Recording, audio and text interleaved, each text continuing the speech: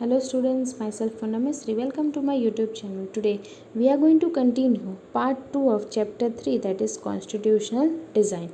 So now we have already studied about how they got the constitution, how South African government they changed from that white government जो rule कर रही थी उससे उनको constitution उन्होंने बना लिया, रिपब्लिक गवर्नमेंट फॉर्म हो गई. That we have seen. Now we will see that why do we need a constitution, क्यों कॉन्स्टिट्यूशन ज़रूरी है.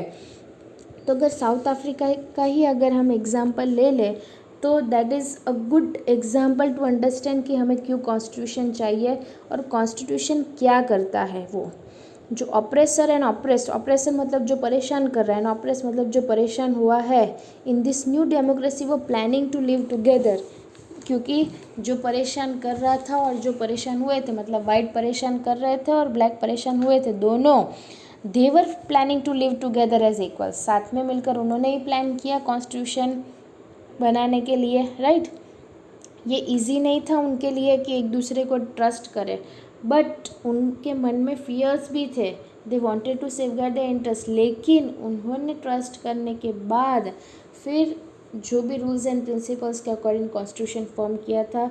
जो ब्लैक मेजॉरिटी थी, they were keen to ensure that the democratic principles of majority rule was not compromise. जो democratic rules है majority की, उसको compromise नहीं किया जाए. दे वांटेड कि सबको सोशल और इकोनॉमिक राइट्स मिले.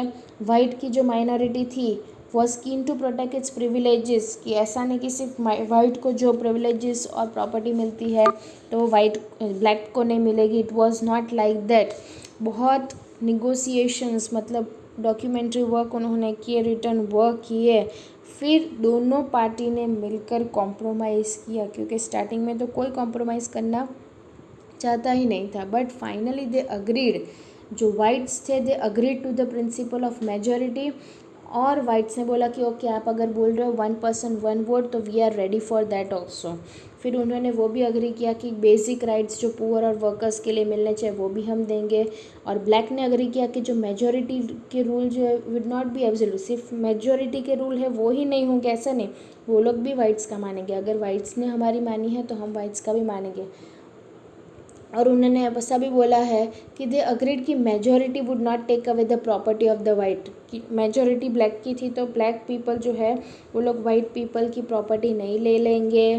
फिर ये कॉम्प्रोमाइज़ करना इजी नहीं था, बट कैसे कॉम्प्रोमाइज़ इम्प्लीमेंट हुआ, कैसे कॉन्स्टिट्यूशन बना, तो they trusted each other. Guarantee दी कि ये ट्रस्ट जो है वो फ्यूचर में वो लोग ब्रेक नहीं करेंगे. Then only it was possible for them to make the constitution, right. और एक ही वे था, the only way to build and maintain trust in such a situation what to write down some rules of the game that everyone should have. अगर हम कोई भी game खेलते हैं तो उसके पहले हमें उसके रूल्स पता होने चाहिए. Then only we are able to play that game, because अगर रूल्स नहीं पता होंगे तो एनी टाइम जो रूल है उसके अगेंस्ट हम उसको ब्रेक कर सकते हैं. सो उन्होंने सेम थिंग की कि कॉन्स्टिट्यूशन लिखने से पहले, कॉम्प्रोमाइज़ करने से पहले सब पूरा उन्होंने रिटर्न वर्क कर दिया, सो दैट पीछे जाके कोई ऐसा ना बोले कि तुमने तो ऐसा बोला था, मैंने ऐसा बोला था, and all that. So they have already written the rules of the constitution कि हर एक जन को, दोनों जन को एक दूसरे पे ट्रस्ट रखना है. This supreme rules that no government would be able to ignore are called a constitution. ये जो सुप्रीम उन्होंने बनाए कि no government would be able to ignore, कोई इग्नोर नहीं कर पाएगा, वही तो कॉन्स्टिट्यूशन बना था साथ में मिलकर. एवरी कंट्री, क्योंकि हमें पता ही है कि हर एक कंट्री के पास डाइवर्स ग्रुप ऑफ पीपल होंगे, एक की तो चलने वाली है ही नहीं. ऑल ओवर दी वर्ल्ड, हर एक वर्ल्ड के पीपल जो है, मतलब हमारे वर्ल्ड के जो सब पीपल जो है उनके ओपिनियंस डिफरेंट हो गए, उनके इंटरेस्ट डिफरेंट हो गए. सो एक कॉन्स्टिट्यूशन एक सुप्रीम लॉ है जो क्या डिटरमाइन करता है, relationship among people living in territory, जिसको हम सिटीजन कहते हैं, and also the relationship between the people and government. Relationship among people तो है ही, जिसको सिटीज़न बोलते हैं, and also the relationship between किसके, पीपल और गवर्नमेंट के बीच का जो रिलेशन है वो भी हमें पता चलता है. सो ये कॉन्स्टिट्यूशन हमें सिखाता है. कॉन्स्टिट्यूशन मेकिंग जो साउथ अफ्रीका में किया था that was not so easy, right. वो ज़रा भी इजी नहीं था। हर एक कंट्री के पीपल क्योंकि अलग अलग होते हैं, लेकिन उन्होंने साथ में मिलकर, वेदर डेमोक्रेटिक और not, most countries in the world need not have this basic rules, लेकिन उन्होंने रूल्स बनाए। This applies not to government, लेकिन any association needs to have its constitution. It could be a club in your area, cooperative society है या political party है, सबको constitution की ज़रूरत तो होती ही है। अब हम देखेंगे कि find what constitutions do below. Constitution क्या करती है, क्या काम है। अब हमें पता ही है कि जो कॉन्स्टिट्यूशन ऑफ अ कंट्री है वो क्या है, written rules that are accepted by all people living together in a country, that is a constitution.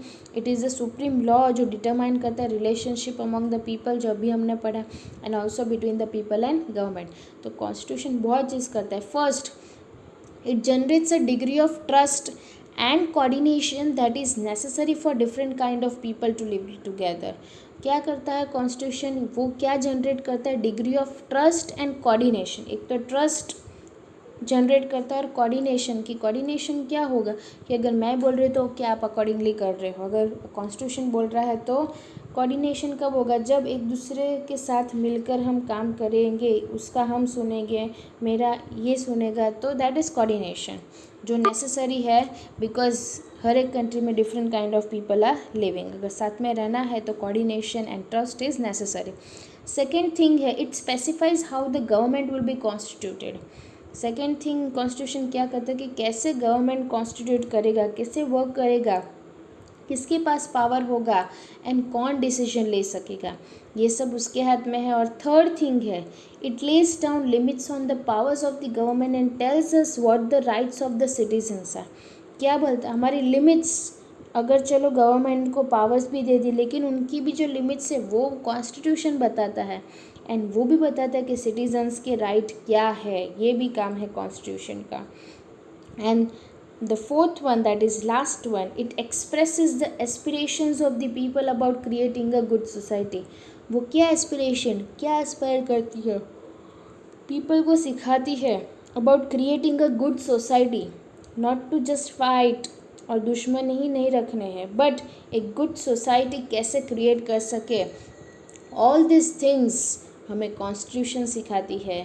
हर एक कंट्री के पास कॉन्स्टिट्यूशन होगा ही, वो नेसेसरी नहीं है, मतलब हर एक कंट्री के पास कॉन्स्टिट्यूशन अगर हो तो इट्स नॉट नेसेसरी कि वो डेमोक्रेटिक ही हो सकता है, but all countries that are democratic. लेकिन ये ज़रूरी है कि हर एक कंट्री जो डेमोक्रेटिक है उनके पास कॉन्स्टिट्यूशन होगा ही। After the war of independence के बाद अगेंस्ट ग्रेट ब्रिटेन, अमेरिका ने खुद को ही कॉन्स्टिट्यूशन जो था वो ला दिया।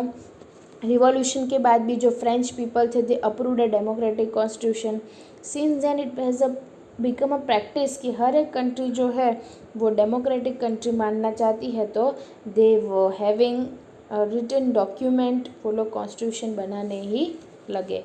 So that was about the how, why do we need the constitution. Now the next topic comes here is the making of the Indian constitution. अब इसमें क्या है, इंडिया का जो कॉन्स्टिट्यूशन कैसे बना था, that we are going to study.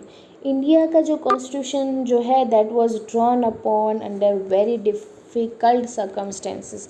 South Africa के जैसे इंडिया का कॉन्स्टिट्यूशन भी बना था बहुत डिफ़िकल्ट सर्कमस्टेंसेस में। ये जो कॉन्स्टिट्यूशन बनाना था वो भी इंडिया के लिए, और इंडिया जो ह्यूज और डाइवर्स कंट्री है, that was not so easy कि यहाँ पे हम कॉन्स्टिट्यूशन बना सकें, क्योंकि तब के टाइम के पीपल जो है वो status of subjects to that citizen, मतलब डाइवर्स ग्रुप ऑफ पीपल थे एंड बहुत प्रॉब्लम्स भी होती थी। और कंट्री जो है इंडिपेंडेंस मिला तब से ही पार्टीशन फॉर्म हो गया था because of religious differences, right. For the people of India and Pakistan हो ही गया था। एटलीस्ट 10 लाख पीपल जो है वो किल भी हुए थे on both the sides of the border, partition related जो वायलेंस हुआ था उसमें। और दूसरा प्रॉब्लम भी था कि ब्रिटिश जो थे, they had left it to the rulers of the princely states decide करता whether they want to merge with India और विथ पाकिस्तान और रिमेन इंडिपेंडेंट। ब्रिटिशर्स गए तो सही, लेकिन जो रूलर्स थे उनको बोल गए थे, उनको डिसाइड करना था कि उनको इंडिया और पाकिस्तान को मर्ज करना है या इंडिपेंडेंट रहना है। फिर जो मर्जर थे प्रिंसली स्टेट्स के वो भी बहुत डिफ़िकल्ट एंड अनसर्टन टास्क था। जब कॉन्स्टिट्यूशन लिखा था तो the future of the country did not look secure as it does today. जब वो लोग ने कॉन्स्टिट्यूशन लिखना स्टार्ट किया तब उनको लगा था जो हमारे कंट्री का फ्यूचर है वो सिक्योर नहीं रह पाएगा, ऐसा उनको लगता था। फिर the makers of the constitution had anxieties, जिन्होंने बनाया था मतलब they were feeling very anxiety about the present कि क्या होगा और फ्यूचर का क्या होगा, अभी क्या होगा, फ्यूचर का क्या होगा। They were discussing everything, like they were very tense about what will happen next. So वो लोग भी बहुत टेंशन में थे। बट फाइनली जो बना वो हमें ऑलरेडी पता ही है कि कैसा हुआ था and how that was possible, right. So the merger of these princely states was a difficult and uncertain task, and the last point is when the constitution was being written, the future of the country did not look as secure as it is today. But आज हम देख सकते हैं कि हमारी country secure है, ऐसे कोई प्रॉब्लम्स मतलब मेजर प्रॉब्लम्स ऐसा नहीं है। हाँ चलो प्रॉब्लम्स आते रहते हैं, there are many problems like हमारे दूसरे कंट्रीज़ के साथ भी होते हैं, but that is second thing. But constitution बना है उससे हमारी कंट्री तो अच्छे से चल रही है। So that was about the part 2. We will continue in the next part about the path of the constitution. Thank you for watching my video.